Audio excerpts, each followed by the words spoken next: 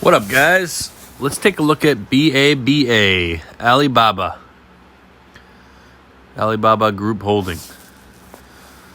So, obviously, as you see, we are having a massive correction, pretty good drop, a lot of bearish looking stuff on this chart for the next few weeks.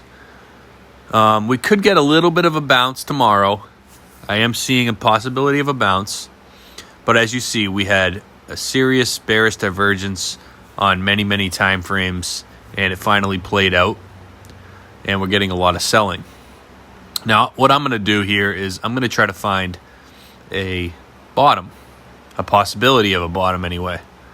I can't guarantee that this is going to be the level that we bounce, but I have a few areas of support here that we're going to watch out for. This is usually how I screw around with charts. And, it's just the way I do things because it's the way it works for me.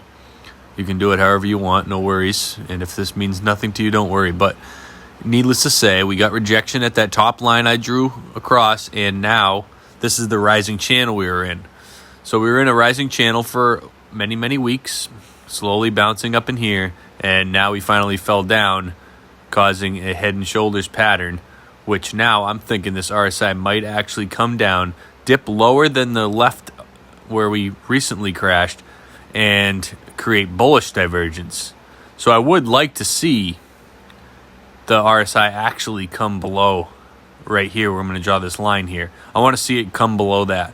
If we come below that, then we're going to get bullish divergence creating. Now, we don't have anything too crazy. We are down pretty far on these RSI time frames, which usually can signal a bounce. Now, even if we did bounce, we have some major resistance above now. But we have seen in the past this RSI's dipped down as low as here. So it could still continue down. So we can't call that a bottom per se. But if we look at the smaller time frames to see what's going on, we might be able to figure out what's going to happen for tomorrow. Excuse me. But before we do that, let's take a fib retracement of the daily. So from the swing low to the swing high. See, this is where I start coming into play. I wasn't in on this at all. But I like to see these massive crashes. This is my time to shine. This is where I go, okay, let's look at this thing now. It's going to give me a nice, good price target. So as you see, the point 382 is at 262.37. I'm going to expect us to come to touch that tomorrow or over the course of the next few days anyway. I can't say it's going to come right up tomorrow. But I'm thinking that we might get a rejection between there and 274 if we even can get a big enough bounce for that. I don't think we'll get a big enough bounce for that, but at least the 262.37. Now, the 244.74 is the 0.5 fib. This is a very good possibility that if we can maintain support there, do some kind of double bottom, come up, test the 0.382 a couple times, and if we can get above the weekly EMA eventually, then we'll start getting into bullish territories. But we have to watch and see how this is going to play out. This is just me thinking about where it could happen, which that left part there could be a shoulder, and then we could create some kind of head and come up again and drop and blah blah blah. But that's it's way too far ahead to figure any of that out. A 244.74 would be a great place for it to bounce, and it would make sense since we did a lot of consolidation over there. There's going to be a lot of support at the 0.5. But, a place for me to buy is I like to buy the 0.618 fibs. So, I'm going to keep my eye on that 227 level. I'm not sure if it'll quite give it to us, but if it does, that's great. I actually have my sights set on a 235 level, and I'll get into that in this video on why I think that that's going to be between the 227 and the 235 is going to be a great buying opportunity. I'm marking these out now, and we'll see if they'll come in handy. But we are pretty low on this RSI on the daily. As you see, we're way down here, so this could definitely be. I still think we're going to come down more, and I'll show you why. Let me get into it a little bit. So there's the bearish divergence on the daily as well. That caused the dump along with the head and shoulders. And the RSI looks like a head and shoulders also. We definitely had some major selling, and that's because we fell below the weekly EMA. You know what? Let's get these out of here real quick just to see if there's anything else showing on this dump possibility. I don't really see, besides this like kind of a triple divergence going on there. Well, what were we were in some kind of rising wedge. Maybe even looks like it could be a rising broadening wedge. We'll see where these lines play out here. Whoops.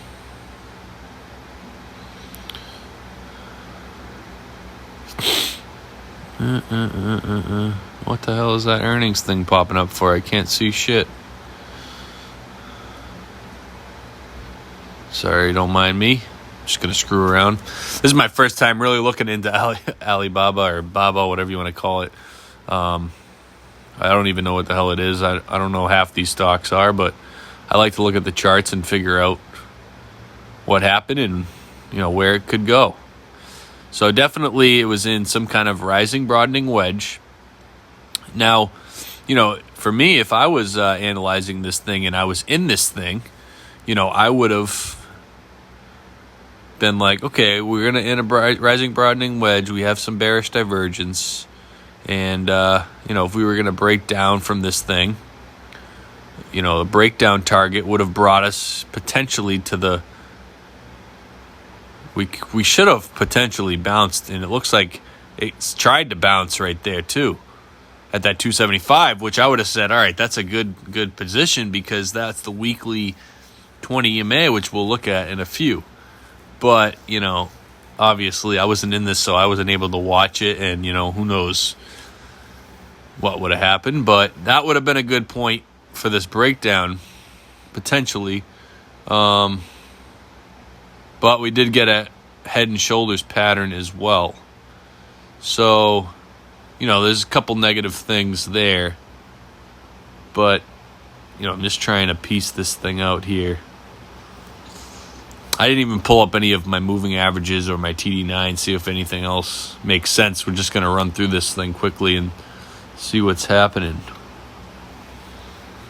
I don't see any bullish divergence coming in, so how's that MACD? So the MACD's rolling up on the 4-hour. So if we can come up and potentially get a cross, this could bring us back up to retest that weekly EMA.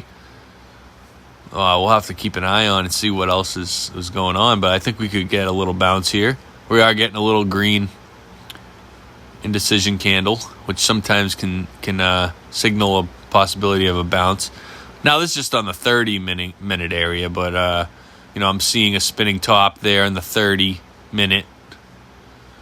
We're starting to roll over on the MACD. We did shoot up and get rejection. And on the 1 hour, we're starting to get a little bit of resistance. So if this was going to bounce, we got a green TD9 flash on the 4 hour, which it's ignoring at the moment. But that is potentially a buy signal. So, we did get a death cross here in the 4 hour that really helped dump us down even further, which makes a little more sense now on why we ended up ripping down so hard when we could have bounced there. But that death cross brought us down. So if we came back up to test the 4-hour 20 EMA, it's at 270. And if we came up to retest this rising broadening wedge support, it's at 274. So you could potentially look for a little bounce if this thing decides to come up and test that. You might be able to get a little bounce. I don't even know if it'll come up that high personally. Let's look at the daily if we see any other signs of... Oh, look at this. We got a death cross coming in on the daily now next. So, even if we get a little bounce, I don't think we're going to come up very high. 262, 264, something like that. That death cross is going to push us down also. So we definitely got to come down more. On this hourly, we're getting rejected right here, the 257.58. And then you have a 262.08, 50 EMA on the 1 hour. So maybe if we get lucky, we could bounce a little bit tomorrow to about 262 and then continue on down on the correction once we get rejected there. But this death cross is going to push us down pretty heavy. So let's see something here. On the weekly, what do we have for support below? So as you see, we broke down below that 20 EMA. Now 235.07. So 235.10, we'll round it up a little. Now, that is a very good possibility of a bounce area.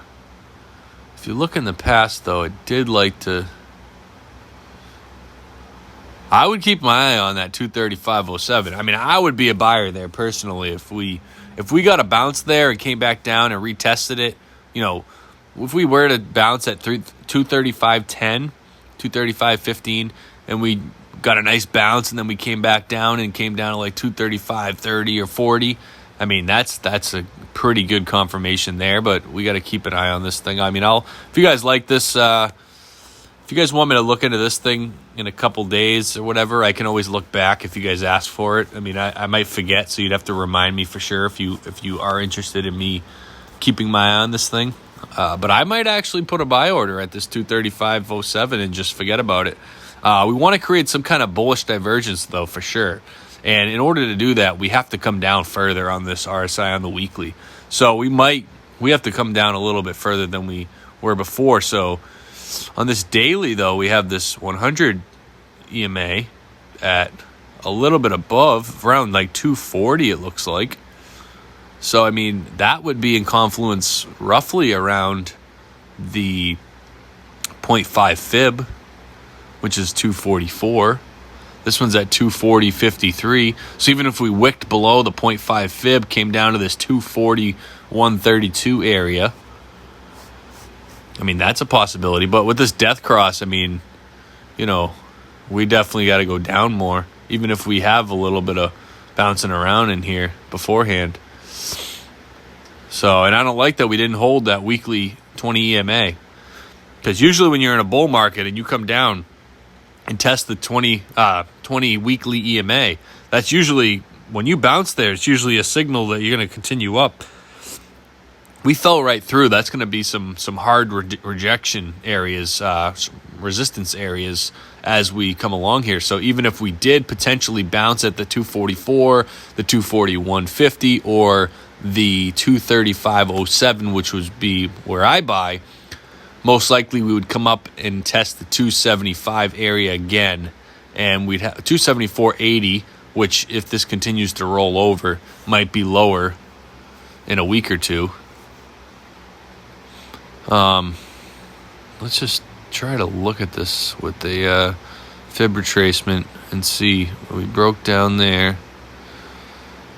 On the weekly, 0.5 fib, yep, it's still at 244, 226.54 is the 0.618. We bounced, looks like a little bit, got a little bit of buying up, but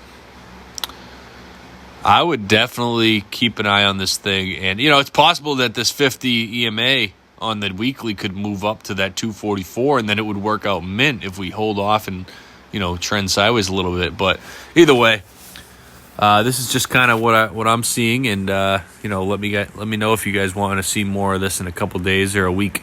All right, peace.